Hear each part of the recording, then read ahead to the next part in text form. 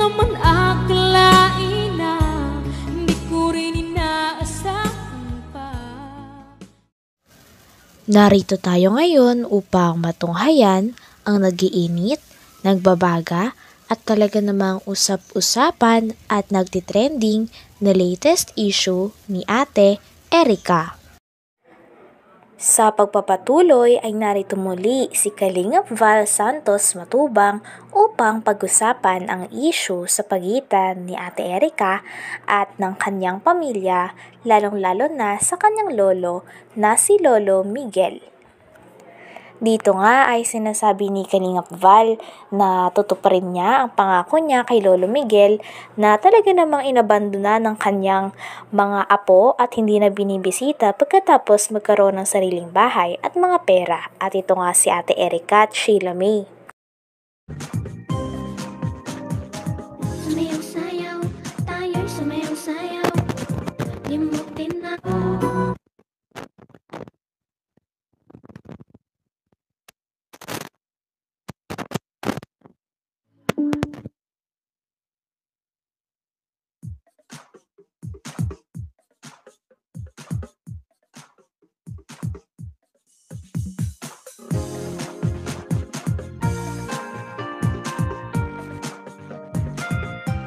Gandang gabi po sa ating lahat mga kalingap. Good evening. Sumayaw-sayaw, tayo'y sumayaw-sayaw, limutin na ang mga Maulan na gabi sa ating lahat. satugtugin tayo. Oras natin sa buong Pilipinas, alas 8:08 na po ng gabi. Ang iyong katawan ay ikal. Araw po ng Huwebes, August 1, 2024. Pagkat ang Team Kalingap ay narito na. Team Kalingap ay maaasahan. Team Shout out po kay Lolo Migs, tan. kay Lolo Miguel po sapagkat Hirap ay maaasahan. ongoing na po ang pinapagawa nating bahay. Yeah, yeah. Masaya yung matanda po na ating pong natabangan sa ating pong programa. Yung isang matanda po itinakwil. Team Kalingap, Hindi na po pinapansin ng mga apo. Kawawang Lolo Miguel. Kalingap. Samantalang yung kanya mga apo po doon lumaki, Kalingap. doon nagkaisip. At huwag nang mapanglaw. Pero bakit po nagkaganoon? Ay parang iniwan at itinakwil yung kanilang mabait Huwag kang na Lolo Miguel. ang mga kamay ay ikaw ay Ewan ko ba po ba't may mga klaseng taong ganyan, no? galaw. Huwag nang malungkot. Ang lapit-lapit po nung bahay po nila, hindi man lamang makuwang pasyalan at kumustahin. Tila sobrang sakit nga nito kay Lolo Miguel dahil pagkatapos niyang arugain, palakihin, bihisan, pakainin at pag-aralin sila Ate Erica at ang kanyang kapatid na si Sheila May ay basta-basta na lamang daw sila nitong kinalimutan nung nagkaroon na sila ng sariling pera at sariling bahay galing sa mga sponsors. Nila, hindi man lamang makuwang pasyalan at kumustahin. Lola, kumusta na kayo Lola? Lolo, kumusta na kayo dito Lolo? Hindi man lamang makuwang ganunin yung kanilang lolong nagpalaki sa kanila. Team Kalingap ay maaasahan.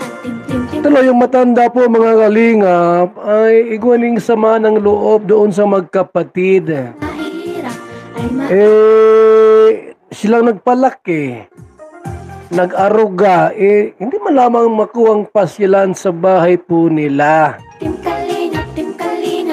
Kung hindi po natin natulungan itong mga senior na ito po, mga kalingap, talagang kawawang maray.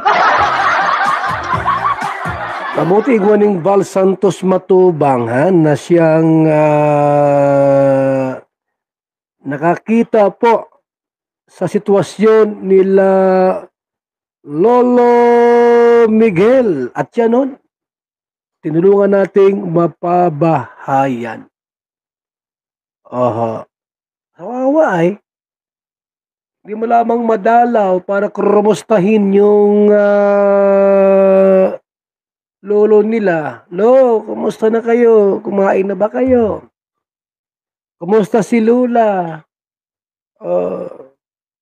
Kumain na ba kayo? Wala man lamang po mga kalingap. Wawa, yung matanda.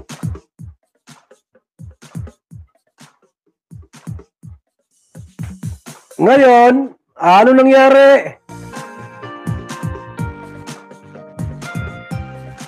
Anong nangyari sa inyo? Kinarma na kayo.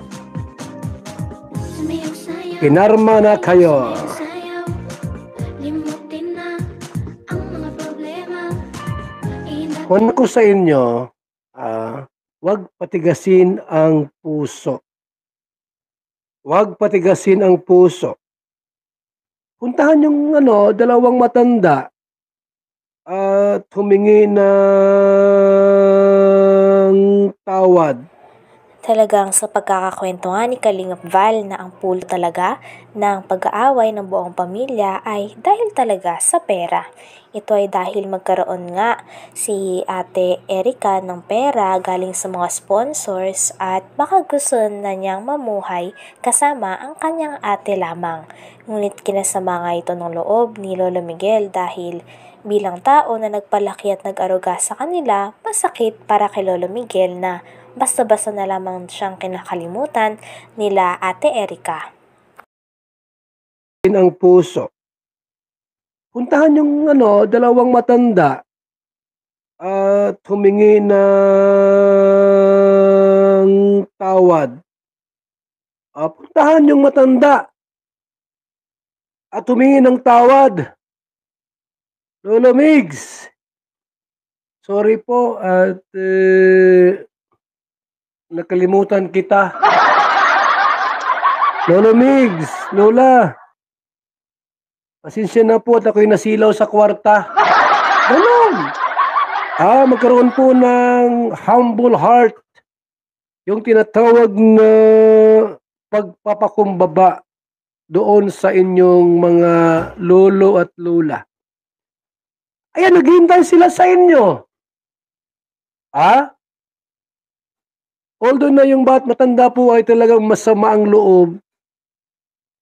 Sabi nga ni sa akin, di ko sila kayang patawarin. Pero pag nandun na kayo, pinuntahan nyo, posibleng hindi.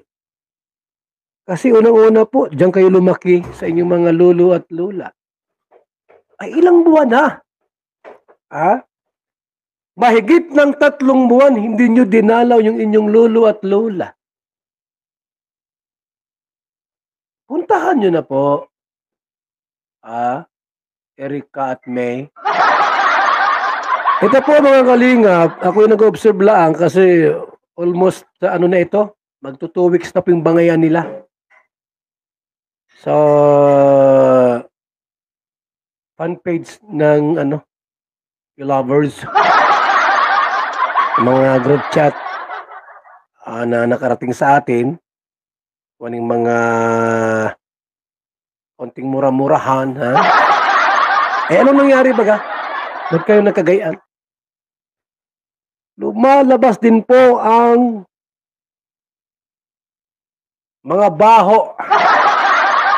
Dati, pinagtatanggol nyo.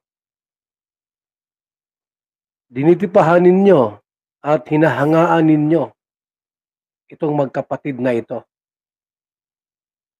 Ngayon, ano na?